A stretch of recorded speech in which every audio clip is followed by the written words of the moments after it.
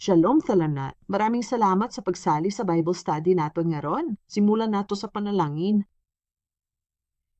Mahal na Ama sa Langit, maraming salamat po sa pag-alalay sa amin sa iyong salita ngayon sa pamamagitan ng pag-aaral ng iyong 10 utos, lalo na ang ika-7 utos. Ama, nais namin makilala ka na siyang magbibigay sa amin ng batas tungo sa buhay na walang hanggan.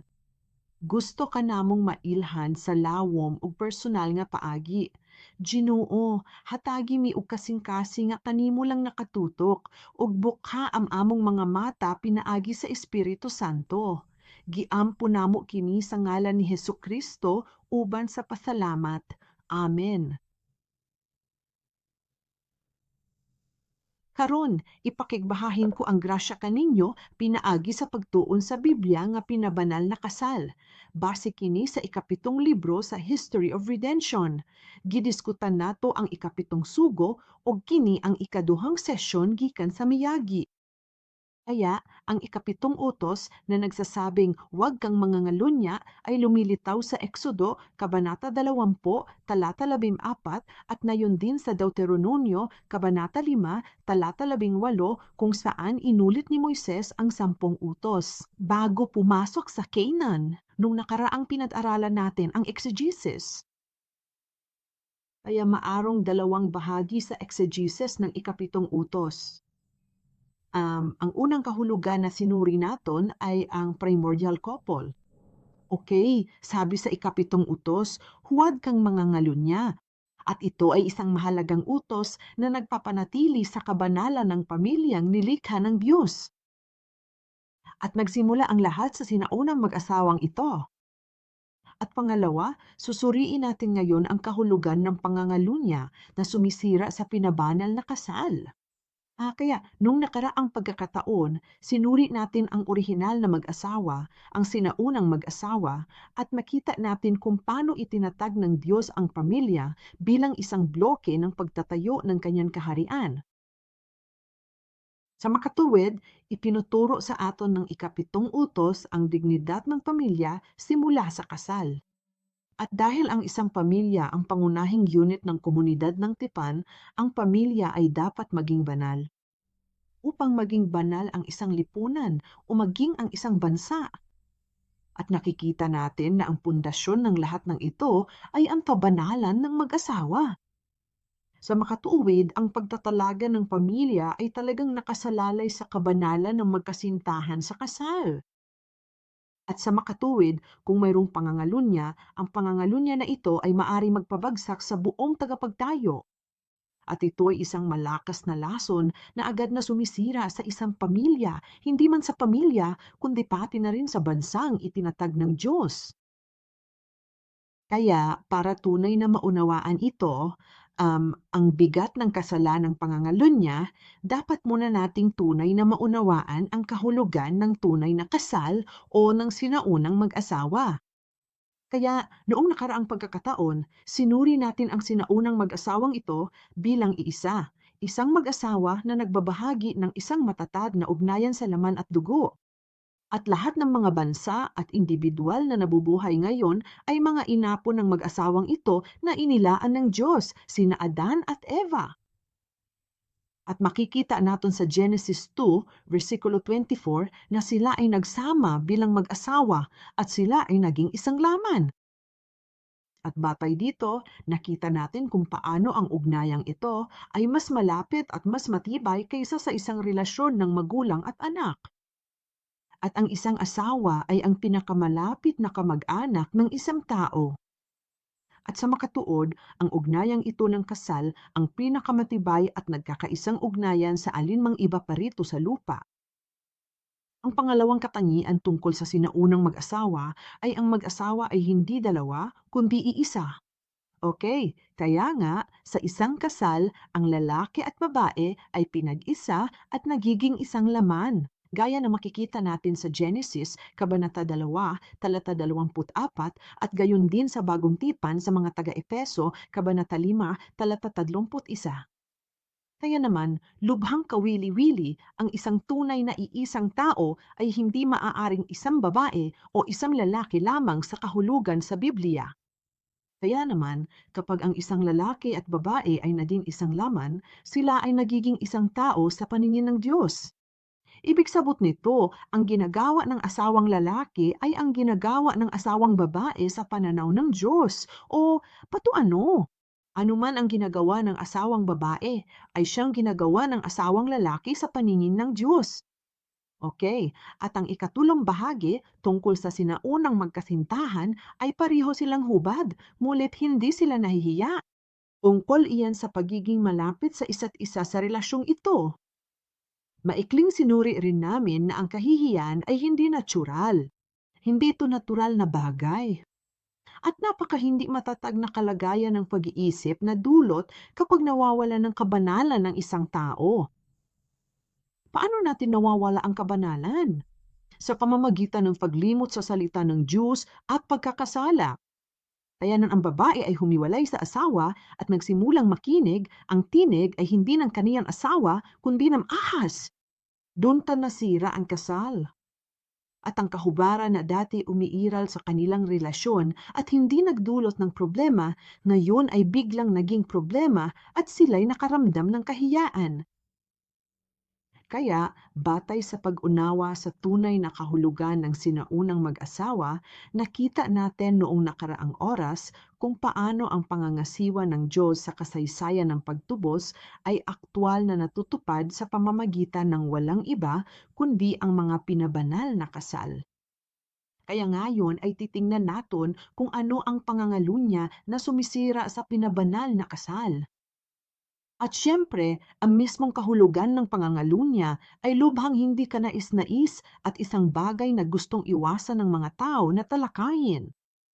Ngunit dalangin ko na sa pamamagitan ng biyaya ng Diyos, na yon ay magawa nating tingnan ang puso ng Diyos sa pamamagitan ng pagsusuri kung ano talaga ang pangangalunya. Kaya ang pangangalunya ay tumutukoy sa pakikipagtalig sa labas ng kasal, tama ba?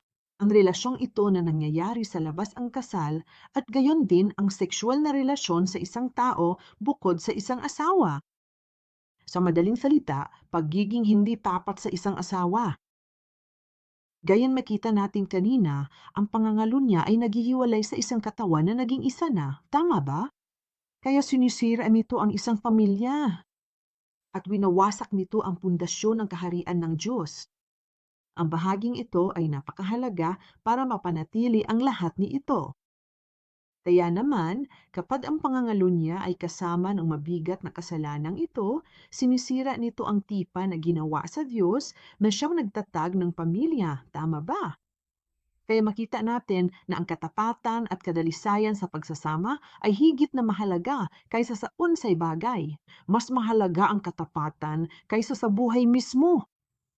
Habang ang sirang panansampalataya ay sumisira sa buhay at lumalapastangan sa kabanalan ng pamilya. Lahat ng buhay ay nagsisimula sa isang pamilya. Alam mo kung kailan at ang isang lalaki at babae ay nagsasama-sama at nagkakaroon ng bagong buhay. Tama ba? At sa makatuwid, ang isang pamilyang may sirang pananampalataya ay hindi makapagbibigay ng mabubuting anak, ni makapagsasanay ng sapat. At ang salita ng Diyos na siyang buhay din.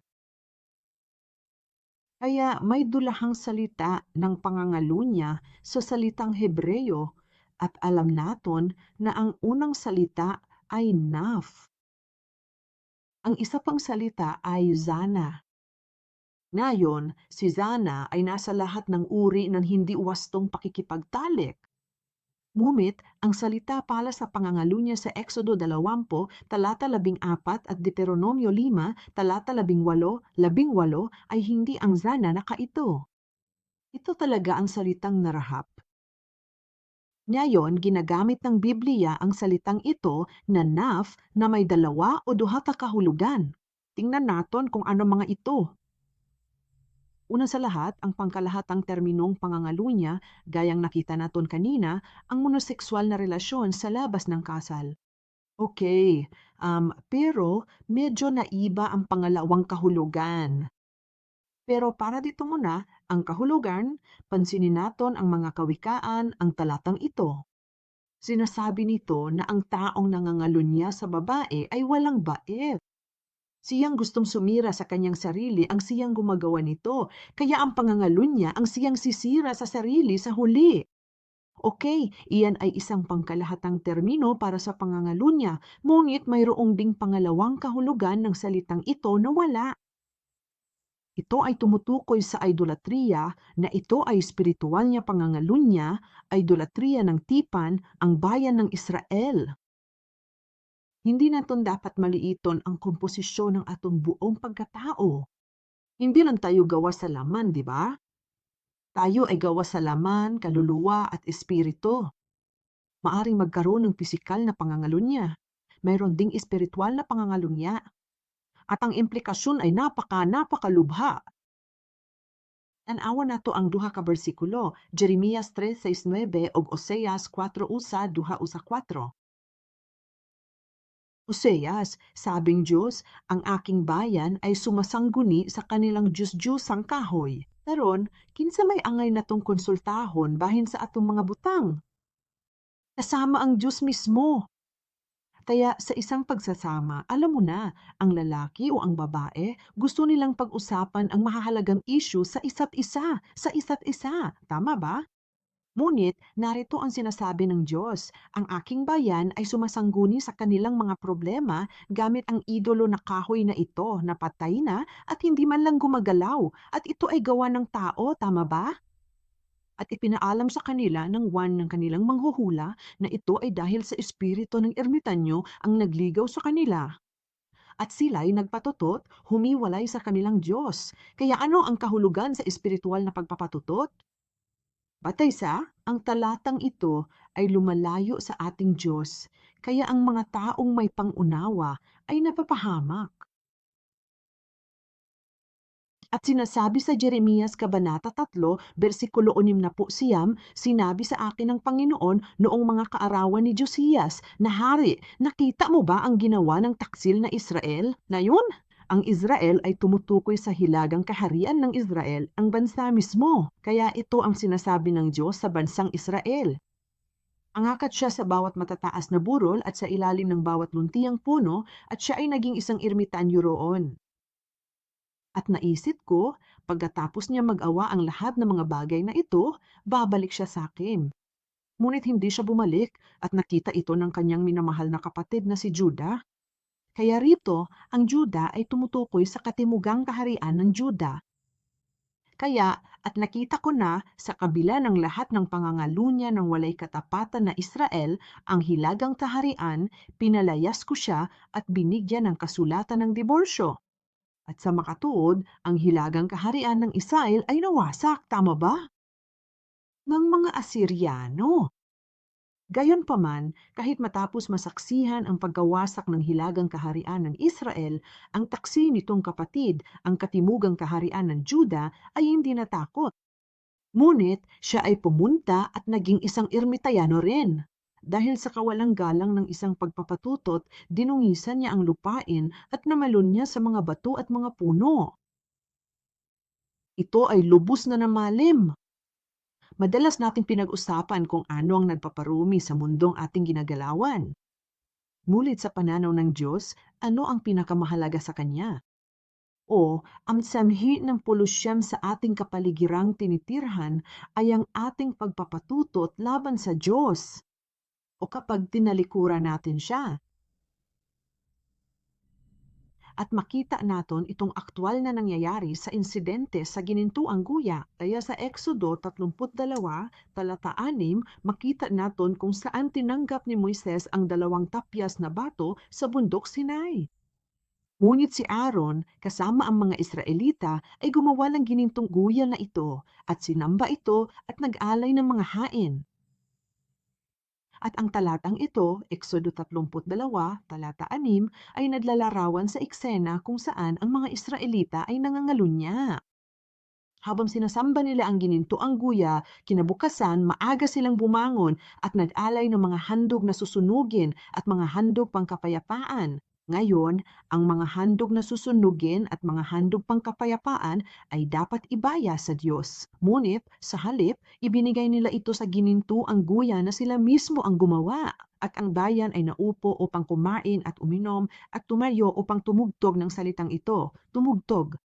Idinagdag ng talang ito na tumutukoy ito sa isang sexual na pag-uugali kapag ito ay nangyayari at nagbabalat ng masinsinang tangkay nito. Kaya dito natin makita na binibigyang kahulugan ng Biblia ang pangangalunya bilang idolatriya.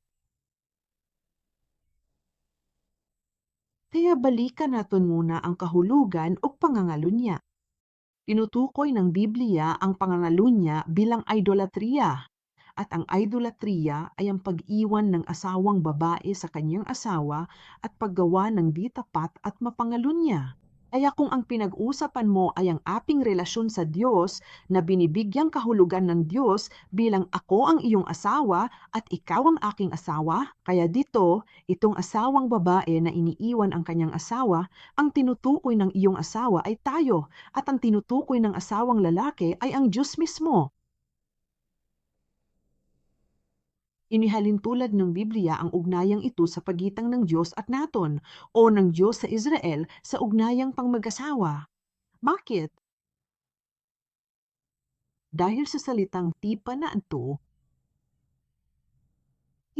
ay dahil ang tipan ng relasyon ay napakalapit, marangal at sagrado at napaka-personal. Parang tasal lang. At ang pinakaunang opisyal na eksena ng kasal o ang eksena ng paggawa ng tipan sa Biblia ay kung saan, oo, sa bundok Sinai, ginawa ang unang tipan. At ang tipang ito ay ginawa sa pamamagitan ng dugo. Ayon sa Exodo, Kabanata 24, versikulo 8, kinuha ni Moises ang dugo at iwinisik sa bayan at sinabi, tingnan ninyo ang dugo ng tipan na ginawa ng Panginoon sa inyo, alinsunod sa lahat ng mga salitang ito. Okay, alam mo kung paano. Sa kasal, ginagawa rin natin ang sumpaang ito. Nakikita mo ang tipang ito sa pagitan ng Diyos o ng tao ay ginawa sa pamamagitan sa dugo. Ngayon, ang dugo ay tanda ng buhay, hindi ba? At maging sa aming pagsasama, ginagawa natin ang sumpang ito ng wasto hanggang sa paghiwalayan tayo ng kamatayan. Kaya kung naisip mo ba kung gaano katibay ang atong sumpa sa Diyos? Ama, kung ang mga tao ay makikipagtipan sa isa't isa sa pamamagitan ng kasal hanggang kamatayan, kung tayo'y maghihiwalay, naisip mo ba kung gaano katibay ang ating tipan sa Diyos? Ama, kahit ang kamatayan ay hindi makapaghiwalay sa atin, kaya gumawa ako ng diagram ni ito tungkol sa ating relasyon sa Diyos. Ganito ang ating tipan sa Diyos sa pamamagitan ng dugo ng pipan. Kaya mayroong isang tipan sa pagitan ng Diyos na isinasagisag ng kanyang salita sa aklat ng tipan at ng bayan ng Diyos. Kaya ang tipang ito ay katulad ng kasal dahil ngayon ang mga tao ay nakipagtipan sa Diyos at pumasok sa isang napakalapit, marangal, sagrado at personal na relasyon sa Diyos. Tungkol lamang ba ito sa mga sinaunang Israelita at sa Diyos? Hindi. Tandaan na tayo rin ay nasa iisang tipan ni Jesus. Tungkol ito sa lumang unang tipan, tama ba? At ginawa gamit ang dugo ng kambing o dugo ng toro. Gaano pa kaya kung ang dugo mismo ng Diyos ang gamiton? Maging epektibo sa atong pakikipagtipan sa Kanya. Suriin na ito nga, Lucas Kabanata 22, versikulo 20. Sa pamamagitan ng dugo ni Jesus, tayo ay pumasok sa bagong tipan at ganito rin ang sinasabi sa Lucas Kabanata 22, talata 20. Kinuha ni Jesus ang kopa pagkatapos nilang maghapunan at sinabi, ang kopang ito na ibinubuhos para sa inyo ay siyang bagong tipan sa aking dugo. Kaya makita mo kung ang Israel ay sumamba sa isang idolo. Sa madaling salita, Tinalikuran nila ang Diyos at sumamba sa ibang bagay na isang dawaing pangangalunya laban sa Diyos na kaniyang asawa. At makikita natin ito sa iba't ibang bahagi ng Biblia. Sa Ezekiel 16, talata 8, ipinapakita rito kung paano nakipagtipan ang Diyos sa Israel. Kaya't ako'y doon sa tabi mo at nakita kita. At narito, ikaw ay nasa panahon ng pag-ibig. Kaya't iniladlad ko ang aking palda sa iyo at tinakpan ang iyong kahubaran. Sumumpa rin ako sa iyo at nakipagtipan sa iyo at ikaw ay naging akin, sabi ng Panginoon. Gaano kahalaga to? Ang tipang ito ay isang napakalapit, isang napaka-personal na relasyon sa Diyos. Ngayon tayo ay nagiging mga Diyos, iyan ang sinasabi ng Diyos, tama ba? Gayunpaman, sa ilang mga talata pababa, sinasabi nito, ngunit nagpiwala ka sa iyong kagandahan at magpakababata dahil sa iyong kabantugan at ibinuhos mo ang iyong mga pakikiapid sa bawat nagdaraan na maaring magnais. Gayon din sa Isayas, Kabanata 54, Talata 5, ipinakikilala ng Diyos ang kanyang sarili. Dahil ako ang iyong asawa, ako ang iyong manlilikha na ang pangalan ay Panginoon. Panginoon ng mga hukbo at ang iyong manunubos ay banal. Isa tumang Israel na tinatawag na Diyos ng buong mundo. Tinatawag tayo ng makapangyarihang Diyos na ito bilang gaya natin ang kanyang nobya, tama ba? Gayunpaman, sa Isaiah 57, talata 3 ay, ngunit magsiparito kayo, kayong mga anak ng babaeng mangkukulam, anak ng mga ngalunya at patutot. Napakaraming lugar sa Biblia ang makikita natin kung paano nakikipagtalik sa kanilang mga Diyos ang mga sumusunod na talata. Kaya titingnan natin ngayon ang Exodo Kabanata 34 at Ezekiel Kabanata 6, talata 6 ayon sa Exodo 34, 15 hanggang 16. Kung hindi, baka makipagtipan ka sa mga naninirahan sa lupain, hindi sa Diyos. At sila ay makikipagtalik sa kanilang mga Diyos at maghain kasama ng iyong Diyos at maaring may mag-imbita sa iyo na kumain sa kanyang hain. Kaya ngayon, kanino tayo nakikipagtipan? Magmuni-muni talaga tayo, di ba? At maaari ninyong kunin ang ilan sa kanyang mga anak na babae para sa inyong mga anak na lalaki. Ito naman yun ang kasal ng mga anak naton. At maaring ang kanyang mga anak na babae ay makipagtalik sa kanilang mga Diyos. At maaring ang inyong mga anak na lalaki ay makipagtalik sa kanilang mga Diyos. At ito ang kasal namin. Kaya naman, napakahalaga ng pagsasama ng ating mga anak at maging ng ating mga anak. Kaya't ang Diyos ay nanangis. Kung gaano siya nasaktan sa ating pangangalunya laban sa Kanya. Ay mabuti, hanggang 6, talata 9. Sinasabi ng Diyos kung paano ako nasaktan ng kanilang mapangalunya ng mga puso na tumalikod sa akon at ng kanilang mga mata na nagpapatutod sa kanilang mga Diyos-Diyosan. Sino ang Diyos na ito? Ang Diyos na ito na nagbigay sa atin ng batas. Pangako niya, alagaan kita at nagabayan kita sa lahat ng iyong paglalakbay. Ang Diyos na ito na nagbigay sa atin ng kautusan ay nais na makilala natin siya ng malinaw. Ang Diyos na ito na nagbigay sa atin ng batas ay ayaw na tawagan natin siyang malabong ama nang hindi naman talaga natin siya lubos na nakikilala. Nais niyang makilala natin siya tulad ng pagkakilala natin sa ating ina at ama na siyang nagsilang sa atin sa pisikal na paraan. Alam ba mo anong klaseng personalidad meron siya? Anong klaseng puso ang mayroon siya para sa atin? Sino ang Diyos na ito at gaano niya tayo kamahal?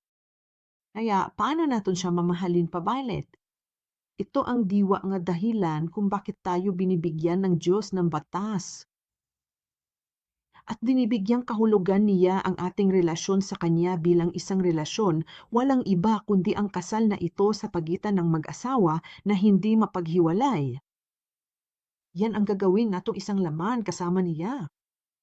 At wala namang kahihiyan sa pagitan natin, di ba? Kita nyo, tinatawag tayong Diyos sa isang matalik na relasyon sa bawat isa sa atin. At kaya nga, ang kasaysayan ng pagtubos ay nagsisimula sa pinabanal na kasal na ito. At ito ay patungo sa wakas sa tunay na nobya ng kordero, sa huli ang nobya ni Kristo. Kaya't ating tingnan ito ng maikli sa takdang panahon ng kasaysayan ng pagtubos. Ano ang tunay na sinaunang mag-asawa na sinusubukang iparating sa atin ng Diyos sa lumang tipan? Nagsimula ito kina Adan at Eva sa Genesis Kabanata 2, talata 24. Ito ay isang napakahalagang talata, kaya babasahon natin muli. Dahil dito, iiwan ng lalaki ang kanyang ama at ina at makikisama sa kanyang asawa at sila'y magiging isang laman. Hindi lamang ito nangyayari sa lumang tipan. Sa bagong tipan, kinuha ni Apostol Pablo ang talata at ipinaliwanag ito ng malalim. At sa mga taga-Episo, Kabanata 5, talata 31 hanggang 32, eksaktong pareho ang talata. Sinabi niya, dahil dito, iiwan ng lalaki ang kanyang ama at ina at makikisama sa kanyang asawa, at ang dalawa ay magiging isang laman. At ipinaliwanag nila na ito ay isang malaking misteryo. Dakilang hiwaga ito, ngunit ang tinutukoy ko ay si Kristo at ang simbahan. Kaya, tutal, itong relasyon ni na Adan at Eva, itong sinaunang mag-asawa, ay isang pagbabanta, ano? Ang ugnayang ito sa pagitan ni Kristo at ng kanyang simbahan. At ang kasaysayan ng pagtubos ay patuloy na umuusad patungo sa mga huling araw. Sa mga huling araw, sa huling aklat ng Biblia at aklat ng mga pahayag, makita naton ang muling pagpapakita sa nobya na ito. At iyan ay naasa pahayag, Kabanata 12. Sinasabi sa bersikulo 21, at nakita ko ang banal na lungsod, ang bagong Jerusalem. Ngayon, bigla na lang, ito ay isang lugar, ang bagong Jerusalem, isang dakilang banal na lungsod na bumababa mula sa langit, mula sa Diyos. Pero tandaan po ninyo, ang pagiging handa gaya ng isang babaeng ikakasal na ginayakan para sa kanyang asawa ay parang paghanda para sa isang kasal, hindi ba? At sa pahayag, Kabanata 21, bersikulo 9 hanggang 10, sinasabi nito, ang babaeng ikakasal na ito ay nagayak para sa kanyang asawa. Ang banal na lungsod na ito, ang bagong Jerusalem, ay ang nobya ng kordero. Pero mga kapatid, kailangan nating malaman na sa mga huling araw, may dalawang babae o dalawang lugar. Mayroong isang nobya ng kordero, ngunit sa kabaligtaran, mayroon ding ibang babae at iyon ay ang dakilang patutot. At makikita natong ito sa pahayag 17 talata 1. Kaya titingnan talaga natin ang Apokalipsis Kabanata 17, ilang talata lamang sa kabanatang ito.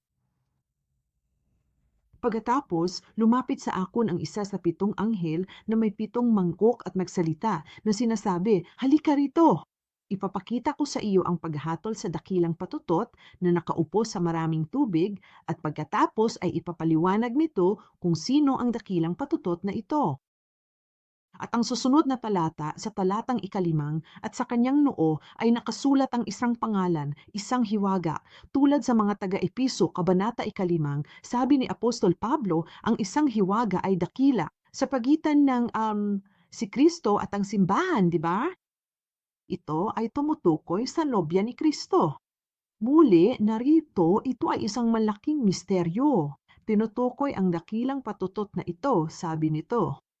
Ang pangalang nakasulat sa kanyang noo ay Dakila ang Babilonya at siya ang ina ng mga patutot. Tama ba? At ang mga kasuklam-suklam na bagay sa lupa. At saka ang pahayag. Sa pahayag, Kabanata 17, talata 18, sinasabi, ang babaeng ito na iyong nakita ay ang dakilang bayan, ang Babilonya na naghahain kasama ng mga hari sa lupang ito. Kaya para ibuod muli ito sa mga huling araw, okay? Nakita natin sa pahayag, Kabanata 21, talata 2. May isang banal na lungsod, ang bagong Jerusalem, iyan ay isang lungsod. Ngunit mayroon ding isa pang dakilang lungsod, gaya ng nakita natin sa Apokalipsis, Kabanata 17, ang dakilang lungsod na ito ng Babylonia. At nakita natin na ang banal na lungsod na ito, ang bagong Jerusalem, ay isang nobya na ginayakan para sa kanyang asawa na isang kordero. Sa kabaligtaran, ang dakilang lungsod na ito, ang Babylonia, ay anong uri ng babae? Ang ina ang kayang mga talukap-mata. Kaya, mga kapatid, saang lungsod kaya tayo magiging bahagi? Oo, aling lungsod ang atong itatayo?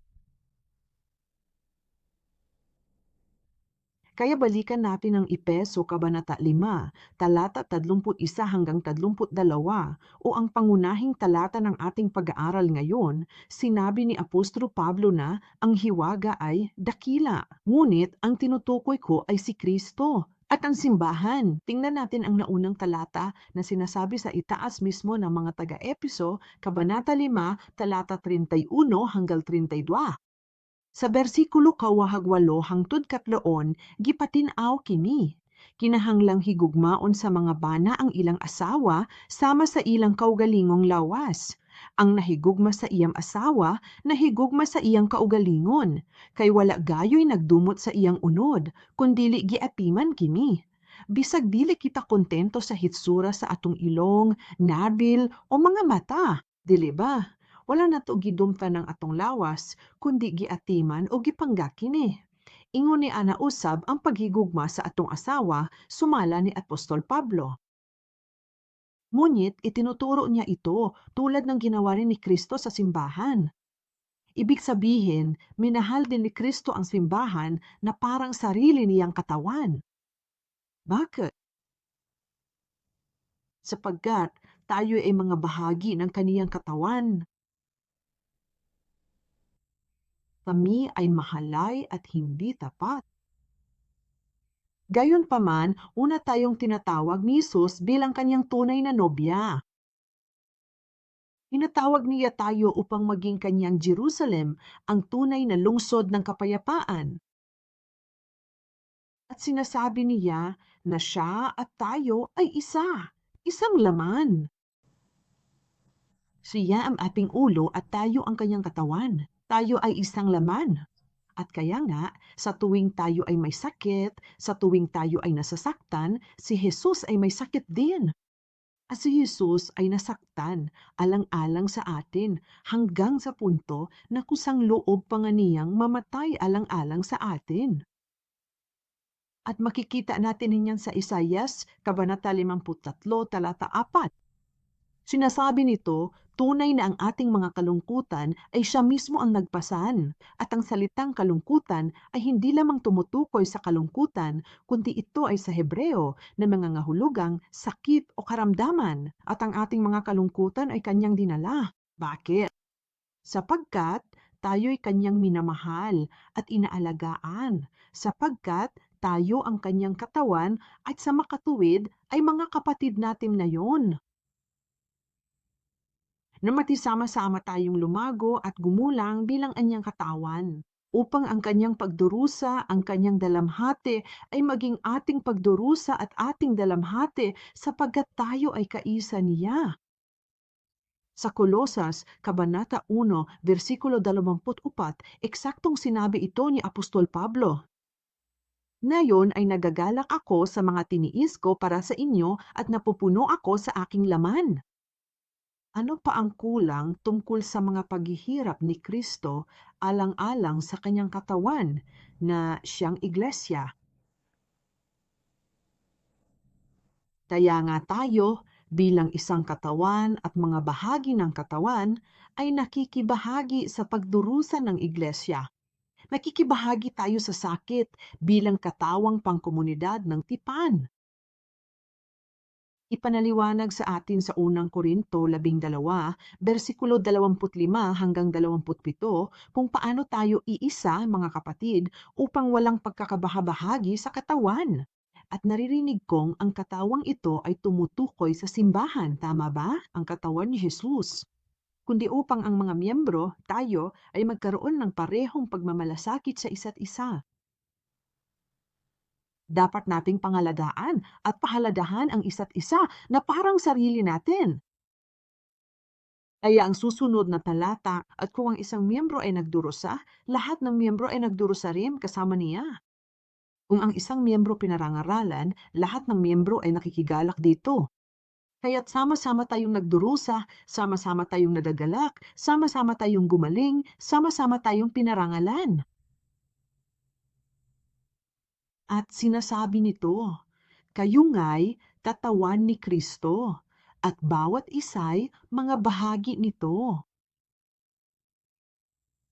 Habang papalapit ang Shiloh sa ika-23 pangkalahatang asembleya sa Setyembre, naway ipanalangin naton ang pangitaing ito. Ang dahilan kung bakit umiiral ang Shiloh ay nangangahulugang ang nagdala ng kapayapaan. Kaya't kay ganda ng ating pangalan, kaugnay ng bagong Jerusalem, ang lungsod ng kapayapaan, hindi ba? At sa ating pagdalo sa pangkalahatang asembla, tandaan natin na tayo ay tinawag para sa mismong layuning ito upang itayo ang katawan ni Hesukristo, ang organikong katawan. Kung saan tayo sama-samang nagdurusa, sama-sama tayong nagagalak, sama-sama tayong gumagaling. At tandaan natin na kapag pinabanal natin ang ating mga sarili, saka tayo tunay na mapapabanal ng sama-sama bilang isang grupo. At iyan ang paraan upang itayo ang bagong Jerusalem, ang banal at tahanang dako ng ating Diyos. Okay? At dahil dito, hindi lamang nating dapat pabanalin ang ating mga sarili, kundi dapat din nating pabanalin ang ating pagsasama, ang ating tahanan, ang ating mga lugar ng trabaho, at ang bawat bahagi ng ating nasasakupan na ibinigay sa atin ng Diyos. Kaya, mga kapatid, bilang konklusyon, aling lungsod ang atong itatayo? Ama, tandaan natin na napakahalaga ang kabanalan ng ating kasal. Dahil tayo ang mga pundasyon ng simbahan o ang nobya ni Hesukristo. Sa mga huling araw, di ba? At kaya nga, kapag pinanatiliin nating dalisay at banal ang ating mga sarili, sakat tayo tunay na makakapagtayo ng isang banal na tahanang dako para sa ating Diyos. At maari tayo sumulong patungo sa kaganapan sa kasaysayang nakatutubos. Tandaan, tayo ay isang malaking bahagi ng kasaysayan ng pagtubos dahil sama-sama nating itatayo ang bagong Jerusalem. Basahin natin talatang ito. Mga taga-Episo, Kabanata 2, versikulo 21 hanggang 22, na sa kanya'y si Jesus ang batong panulok. Ang buong gusali na nagkakabit-kabit ay lumalago upang maging isang banal na templo sa Panginoon na sa kanya'y itinayo rin kayo. Patungo sa isang tahanan ng Diyos sa Espiritu, sama-sama nating itayo ang walang hanggang tahanang dako ng ating Diyos at gumayak tayo bilang isang babaeng ikakasal na handa na para sa kanyang asawa. Amen. Kaya sa susunod na oras, tatalakayan pa natin ng mas malalim ang mga partikular na batas tungkol sa pangangalunya sa nasa hustong gulang. Ngayong meron na tayong pundasyon ng mga kahulugan ng sinaunang mag-asawa at mga kahulugan ng pangangalunya, magtapos tayo sa pamamagitan ng panalangin. Diyos Ama, nagpasalamat kami sa pagpapala mo sa amin na maunawaan namin ang mga bahagi ng ikapitong utos na huwag mangalunya. Ngayon, sinuri natin ang kahulugan ng pangangalunya. Ngunit higit sa lahat, napagtanto namin na ang ikapitong utos ay talagang sumisigaw sa amin tungkol sa aming relasyon sa imo bilang mag-asawa.